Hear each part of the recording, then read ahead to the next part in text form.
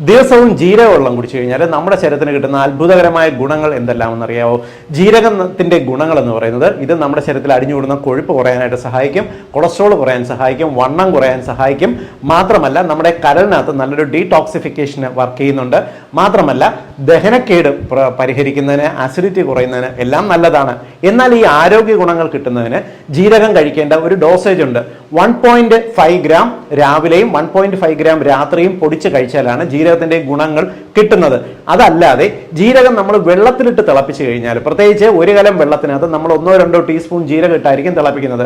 ഇങ്ങനെ തിളപ്പിക്കുന്നതുകൊണ്ട് ജീരകത്തിന്റെ ഒരു മണവും ആ ഒരു രുചിയും നമുക്ക് കിട്ടുമെന്നല്ലാതെ ജീരകത്തിന്റെ ഈ പറഞ്ഞ ഗുണങ്ങൾ നമുക്ക് ജീരക വെള്ളത്തിലൂടെ കിട്ടത്തില്ല.